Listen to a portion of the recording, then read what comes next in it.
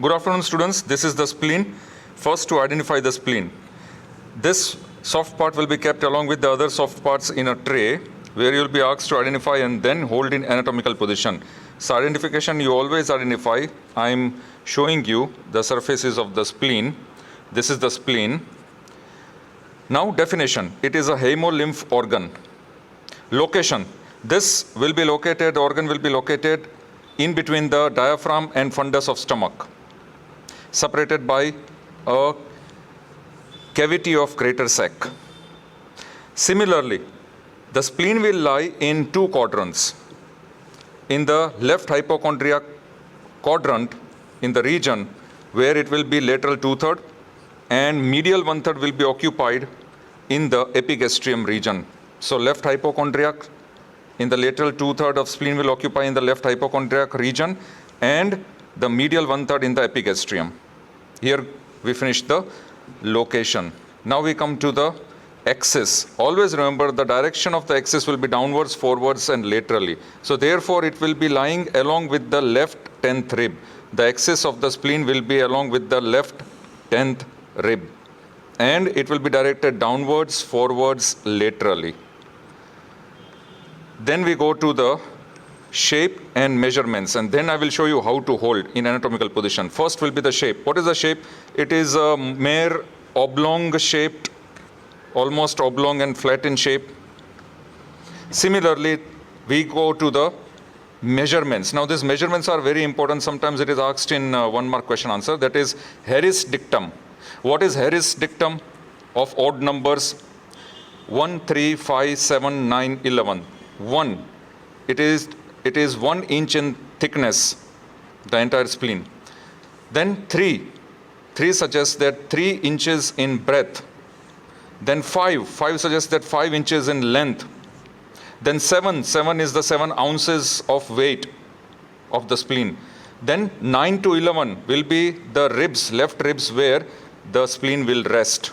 These ribs will be like my 3 fingers, left side 9 to 11, where the spleen will rest.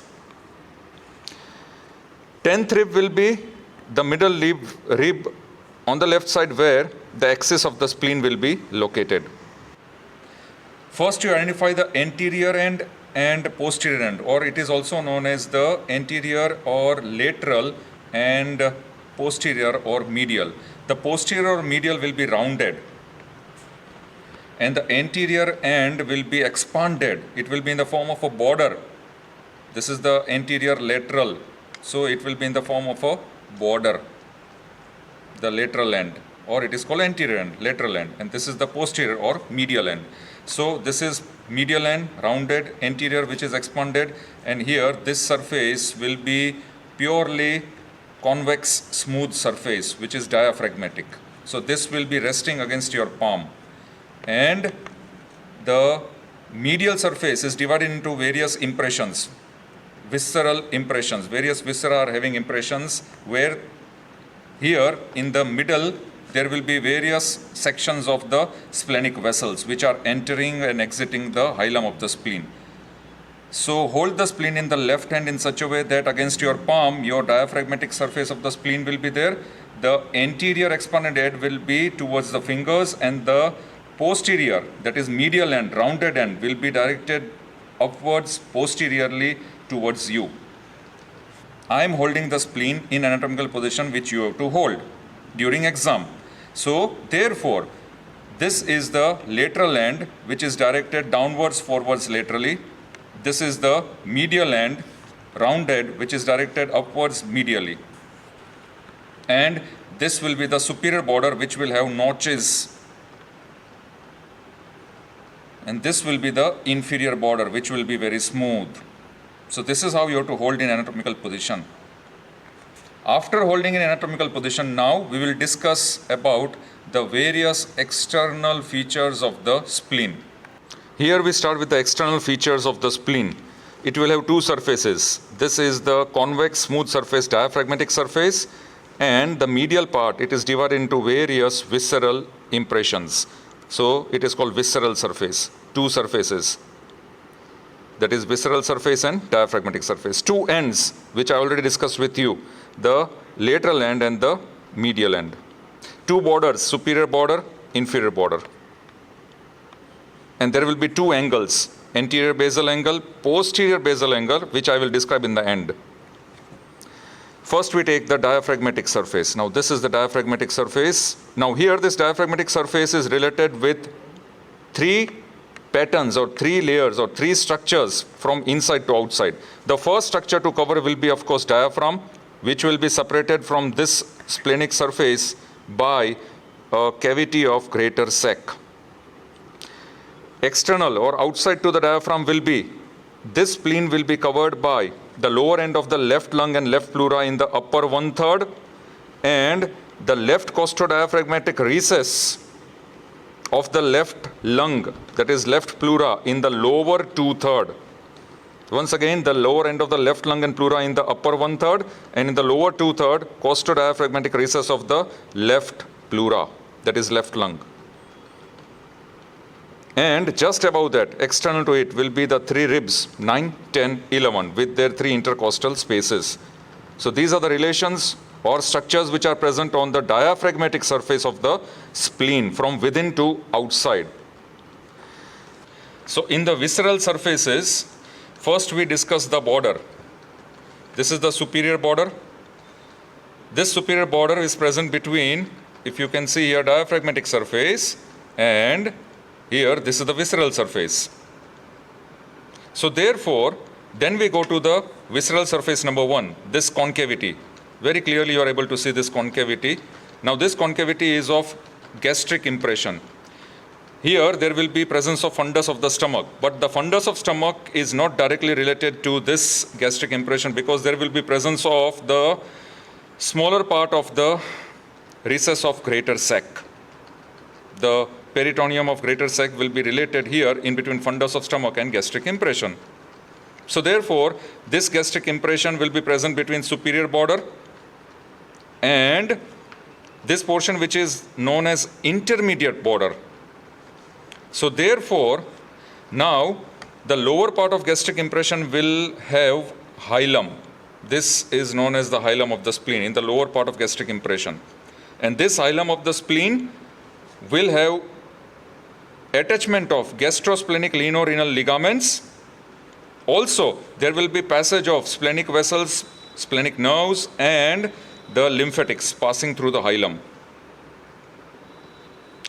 Similarly here, after finishing this gastric impression, we move on to the renal impression. This is the renal impression.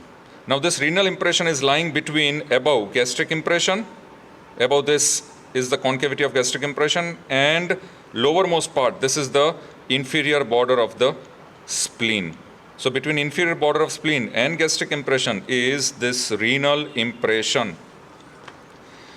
This renal impression will be separated from the left kidney and left suprarenal gland by, once again, cavity of or recess of greater sac.